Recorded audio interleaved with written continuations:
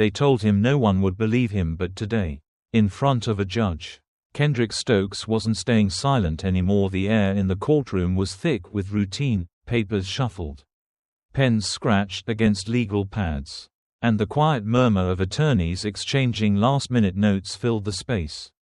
It was the kind of day when no one expected anything unusual. Just another juvenile case, another procedural step, another boy lost in the system. Then Kendrick Stokes spoke. "The cops beat me."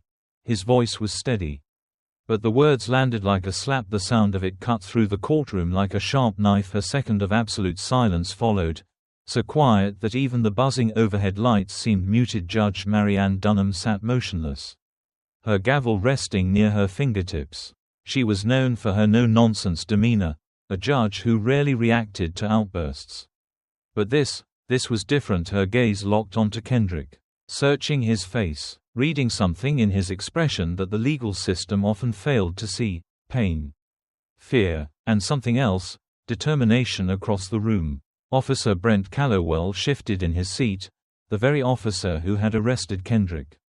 His jaw clenched, his eyes flickered, but he said nothing. The defense attorney, a sharp-looking man with silver at his temples, cleared his throat, ready to speak, but the weight of Kendrick's words still hung heavy in the room. His lips parted, maybe to object, maybe to dismiss Kendrick's words as just another desperate attempt from a scared kid, but he hesitated. Kendrick wasn't crying, he wasn't stammering, he was looking straight at the judge at the prosecution's table. Assistant District Attorney Dana Hollowell set her pen down, not gently, but deliberately, a sign that, for the first time in this case, she was actually paying attention. Kendrick's guardian, Miss Bernice Lowry, stiffened beside him. She had told him to stay quiet, that it was safer to let the lawyers handle everything, that speaking out might make things worse. But now, she was gripping the edge of her chair, her breath held tight in her chest. "Kendrick," Judge Donahue said, her voice even. "Repeat that." Kendrick swallowed. His small hands clenched into fists on the worn wooden table, his knuckles white, but his voice didn't waver. "The cops beat me," he said. Somewhere in the back, a court officer cleared his throat, the sound unnaturally loud in the heavy silence. The judge glanced toward the prosecution. "Miss Hollowell, was this in the reports?"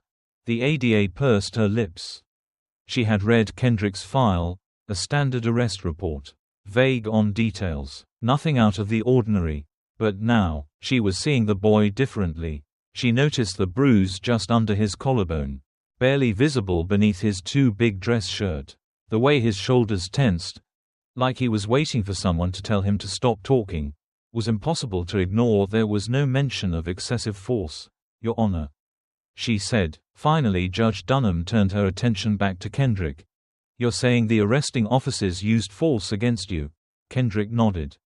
Then his gaze flickered, just for a second, to Officer Callow. Callow shifted again. Judge Dunham noticed so did Kendrick. "I'm saying," Kendrick's voice was quieter now, but just as clear, "that they didn't want me to talk about it." The tension in the room thickened. No one moved, no one dared. The defense attorney finally found his voice. "Objection, Your Honor." "Overruled," the judge said immediately, her eyes still on Kendrick. Something told her this was just the beginning, but what Kendrick was about to say next would change everything. He exhaled slowly, his fingers gripping the edge of the table so tightly they ached. He knew what came next, the part where the adults would try to twist his words, make him feel like he was crazy, like he was making things up, but he wasn't. He glanced at the judge. Her eyes were locked on him, waiting. She hadn't dismissed him yet. That was something. Kendrick took a breath. And he went back to the night it happened. It was late, too late for a kid to be out. But he wasn't doing anything wrong. He had been at his friend Deandra's house, just a couple of blocks away from his own. They had been playing video games, the kind where time disappeared fast, and before he knew it, the streetlights were buzzing and the sidewalks were empty, so he took the shortcut home. A familiar path. He barely made it halfway down the alley when the red and blue lights flashed behind him. A cop car slowed to a crawl, then stopped. Kendrick froze. He knew how this looked, a kid walking alone. hands stuffed in his hoodie pocket. The wrong time of night. 2 officers stepped out. One of them was Callowell. Younger, almost too casual. The other, Officer Riley Denton, was taller, older, the kind who didn't say much but always had his hand near his belt. Kendrick pulled his hands out of his pockets immediately. Fingers spread. "Hey, kid," Callowell said, like they were old friends. "Where you coming from?" "Home." Kendrick lied. He didn't want to explain himself. Didn't want to say his friend's name. Didn't want to be the reason somebody else's mom got a late-night knock at the door. Callowell didn't look convinced. "What's in your pockets?" "Nothing. You mind if we check?" Kendrick hesitated. He knew his rights, sort of. He knew he could say no. But saying no never really meant no when it came to people like them. Still. He took a step back. "I didn't do anything." Denton sighed, shaking his head. "See, I don't like that," he muttered, like Kendrick had just personally offended him. "I don't like when they act like that." Kendrick's pulse quickened. Cowell's face darkened. "You think we're out here just picking on you?" "No," Kendrick answered quickly, but it didn't matter before he could react. Cowell grabbed his wrist, hard.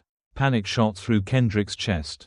He twisted instinctively, trying to yank free, but Cowell's grip only tightened. "Now you're resisting." "I'm not." Denton shoved him against the wall. The cold brick scraped against Kendrick's cheek as a hand pressed hard against the back of his head. He sucked in a breath, his heart pounding. "I didn't do anything." Kendrick gasped. "Stop resisting." "Resisting what?" A fist slammed into his ribs, hard. Pain exploded through his side.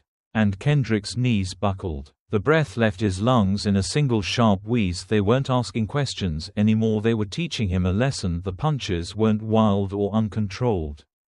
They were calculated just enough to hurt, not enough to leave marks where it mattered. Then, just like that, it was over. Callowell straightened his breathing.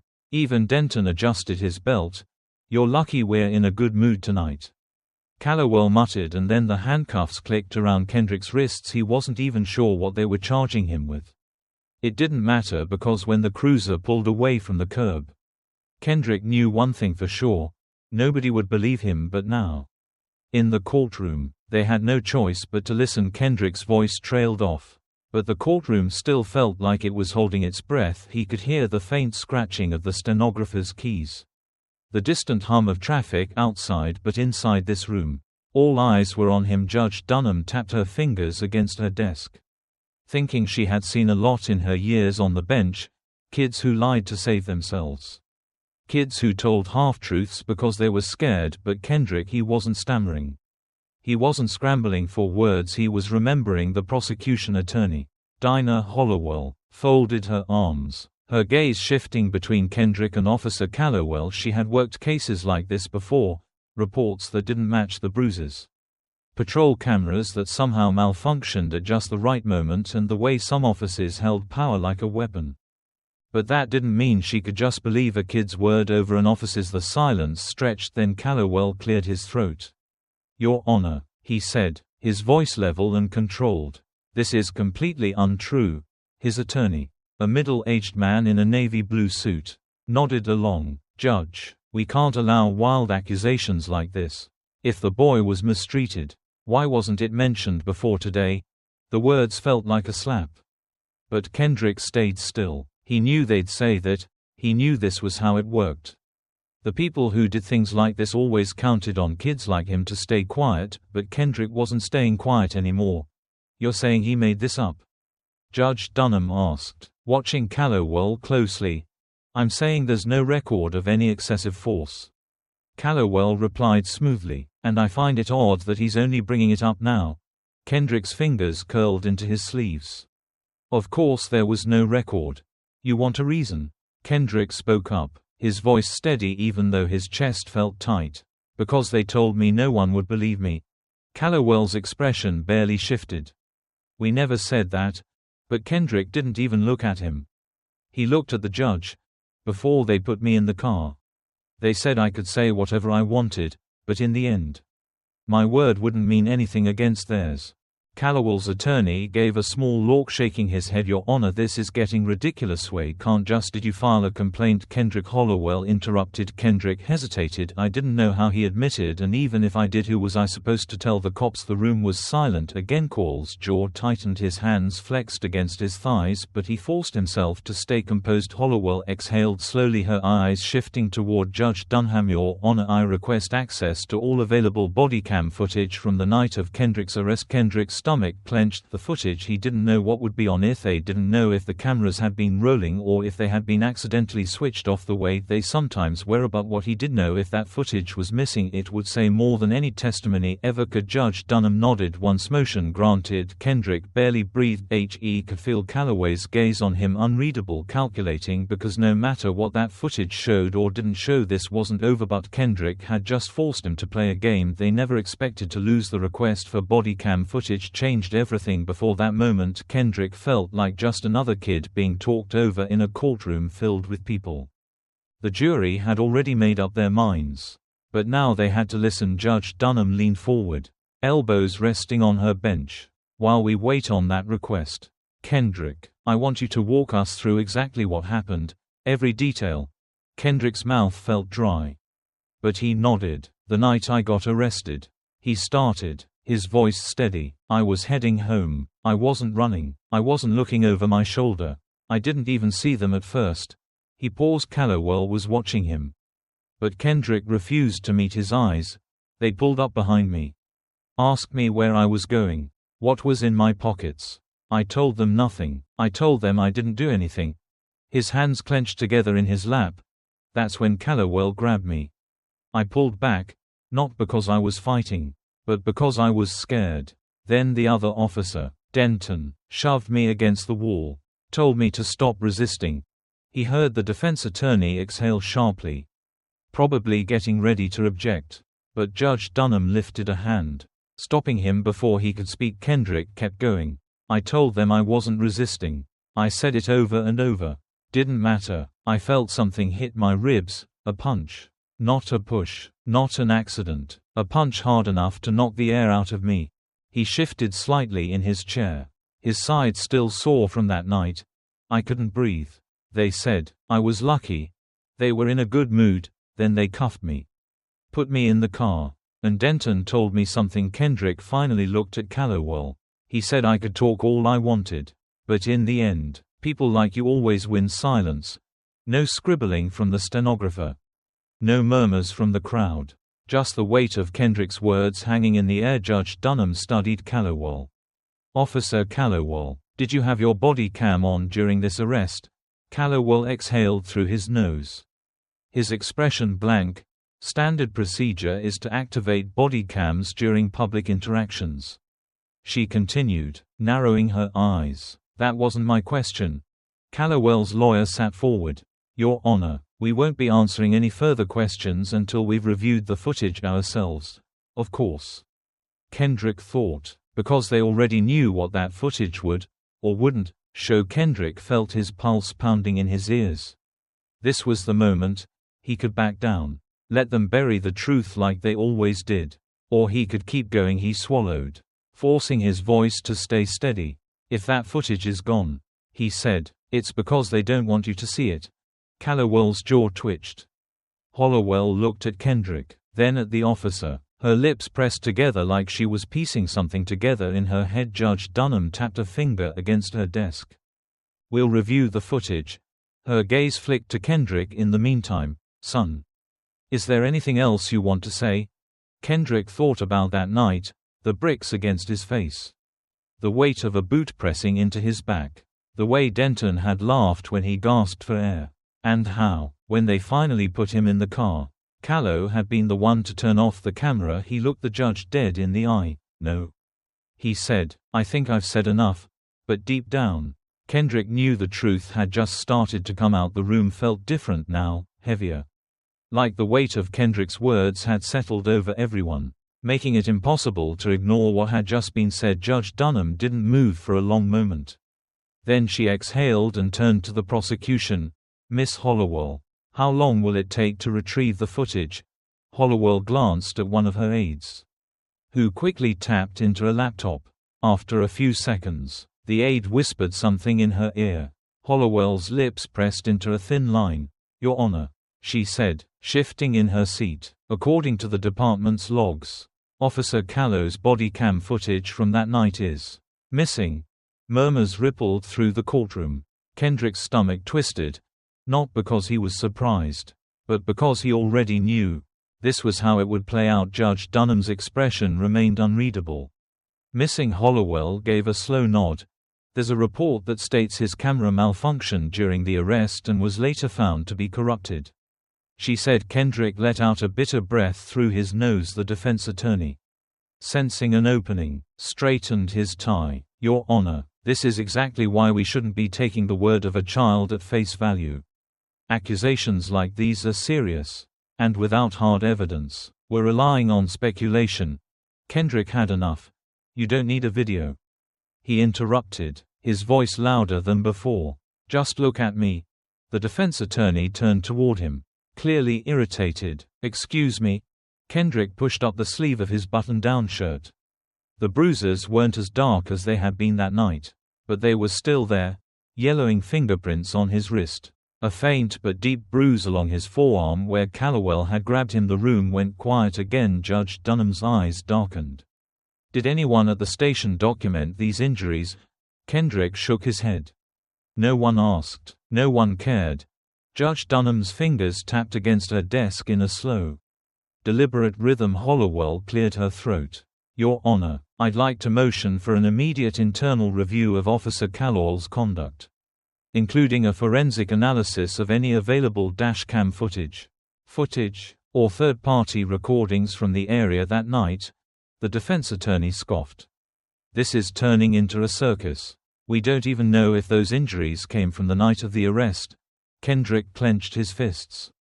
He was tired of this, tired of watching grown men in suits try to talk around the truth, twisting it until it was no longer about what happened, but about how well they could deny it just when it seemed like the case was about to get buried in technicalities. A voice spoke from the back of the courtroom. "I saw what happened." Every head turned. A man stood near the entrance. Hesitant but firm, mid-40s, dark skin, tired eyes. He looked at Kendrick, then at the judge. "I was there that night," he continued. "I saw the cops stop that boy. And I saw what they did." The courtroom erupted. The defense attorney immediately objected. Callowell stiffened in his seat, while Hollowell whipped around, already signaling her team to verify the man's identity. But Kendrick, he just stared. For the first time since this all started, he wasn't alone, and that changed everything. Kendrick barely breathed as the man at the back of the courtroom stood firm, his hands shoved into the pockets of a worn-out bomber jacket. He glanced around nervously, probably second-guessing whether he should have spoken up at all. Judge Dunham was the first to address him. "State your name." He hesitated. Then with a slow breath, said, "Reggie Samuels." The name meant nothing to Kendrick, but the way Callowell shifted in his chair told him everything he needed to know. Callowell recognized him. Hollowell straightened, flipping through her files. "Mr. Samuels, are you saying you witnessed Kendrick Stokes' arrest?" Reggie gave a single nod. "I live on that block. I was walking back from my sister's house when I saw the police pull up on him." The defense attorney groaned, rubbing his temples. "Your Honor, this is highly irregular. We can't just take the word of a random bystander who—" Dunham lifted a hand. "Let him speak." The room stilled again. Reggie cleared his throat. "I didn't think much of it at first. Cops stop kids all the time. Right, but then I saw how they handled him." His voice tightened. They weren't talking to him like a kid. They were talking down to him, like they'd already decided he was guilty of something. Kendrick swallowed. "That part wasn't even the worst of it. I saw one of them grab him," Reggie said, his voice low. "The kid barely pulled back, barely moved at all, and the next thing I knew, they had him against the wall." Hollowell stepped closer. "Did you see them strike him?" Reggie hesitated, then nodded. "Yeah, one of them." He glanced at Hollowell, his jaw tightening. All eyes turned to Hollowell. He didn't flinch, didn't react outwardly, but Kendrick noticed it, the tightness in his jaw, The way his fingers curled into his pant leg. Hollowell turned back to Reggie. "And you're willing to testify to this under oath?" Reggie took a deep breath. Like he knew once he spoke the next words. There was no taking him back. "I'll swear on whatever you need me to." The courtroom erupted, low murmurs. Gasps. Bodies shifting in their seats.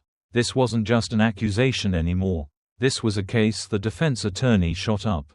"This is absurd." A man off the street suddenly remembers witnessing police misconduct months after the fact. He turned to Judge Dunham. His face flushed with frustration. "Your Honor, this is getting out of hand. There's no proof this man was even there." "I was there." Reggie snapped. "Just because it took me this long to come forward doesn't mean it didn't happen." The room fell silent again as Judge Dunham's gaze hardened. She turned to Hollowell. "Can we verify Mr. Samuel's presence at the scene that night?" Hollowell's aide was already typing furiously on the laptop, searching for the answer. After a few beats, she leaned in and whispered something to the prosecutor. Hollowell's face shifted. Then she looked at the judge. "Your Honor, according to city surveillance, Mr. Samuel's cell phone was pinged near the scene of the arrest that night. Additionally," she turned to Callow, "dash cam footage from another patrol vehicle confirms he was there, standing across the street." Kendrick's heart pounded. This was it. They couldn't ignore this. Judge Dunham leaned back, exhaling slowly. "Mr. Samuels, you'll be added to the witness list. We'll reconvene after a full review of all available evidence." She turned to Callow. "Officer Callow, you are now under formal investigation." For the first time, Callow looked nervous, because he knew the truth was catching up. And there was no running from it. The weight in the courtroom had shifted. For so long, Kendrick had felt like a kid trapped in a system that had already made up its mind about him, a system that saw his age, his skin, and the neighborhood he lived in before it ever saw him. But now, for the first time, it wasn't just his word against theirs. Judge Dunham tapped a pen against her desk, her expression unreadable. "We'll take a recess while the prosecution and defense review the new witness testimony and additional footage," she said, turning to Kendrick. "This version follows standard American English punctuation, maintains the tone, and enhances clarity while keeping the original content intact. Mr. Stokes, you may step down." He hesitated, still gripping the wooden table, his knuckles tight. The judge had said his name like it meant something, like he wasn't just another case number. He nodded once and slid back into his chair next to Miss Lowry, his guardian. Across the room, Officer Callow sat stiff, his hands clasped together. His lawyer leaned in close, whispering something, probably damage control. Kendrick wasn't stupid. Even if the court ruled in his favor, Callow and Denton wouldn't be thrown in a cell the way he had been. There were layers to this, protections built into the system for people like them. But that didn't mean they could walk away untouched, and that's what Kendrick was holding on to. The judge signaled for recess, and the courtroom buzzed as people stood, stretching, whispering, waiting. Miss Lowry placed a hand on Kendrick's shoulder. "You okay?" He wasn't sure how to answer that. So much of his life had been shaped by moments like this, things happening to him, decisions being made about him, and him just existing in the middle of it all. But today he had made them listen. The prosecution and defense gathered near the judge's bench, whispering in low voices. The court bailiff kept an eye on Callow, his posture unusually stiff. Then Judge Dunham returned. The courtroom fell back into silence as she took her seat. "Court is now back in session," the bailiff announced. Hollowell stood, her voice calm but firm. "Your Honor, after reviewing the new testimony and evidence, the prosecution is officially recommending that the charges against Mr. Stokes be dropped." A murmur spread across the room. The defense attorney's mouth tightened, but he didn't object, probably knew there was nothing left to say. Judge Dunham turned to Kendrick. "Mr. Stokes, as of now, you are no longer facing charges. Your case is dismissed." Kendrick felt his chest tighten. It was over, but the judge wasn't done. She shifted her attention to Callowell. "Furthermore, due to discrepancies in the arrest report and the now missing body cam footage, I am ordering an independent inquiry into Officers Calloway and Denton's conduct that night." Calloway's jaw tensed. This was more than just bad PR. An internal review meant investigations, hearings, possibly even suspension. Denton wasn't even here to defend himself. And Kendrick knew why. "Officer Callowell, do you have anything to say?" Callowell hesitated. His lawyer leaned in and whispered something. But the officer didn't respond. Because there was nothing left to say. Judge Dunham nodded once. "Court is adjourned." The gavel hit the desk with a sharp crack. Kendrick sat still as people began to stand. The murmurs in the courtroom growing louder. He should have felt relief. Maybe he did, but mostly, he just felt tired. Miss Lowry squeezed his shoulder. "Let's go home." He stood, glancing once more at Callow. The officer didn't look at him. He wasn't free yet. Not really. Kendrick knew this wasn't the end. Because for every case like his, there were 100 more that never made it this far. But today, he won. And that meant something. Some people go their whole lives without ever being believed, without ever getting the chance to prove the truth. Kendrick got his chance. But how many others don't? The justice system wasn't built for kids like him. But that doesn't mean they should stay silent. If you believe stories like Kendrick's need to be heard, share this video. Let people know, because sometimes the only thing stronger than power is the truth.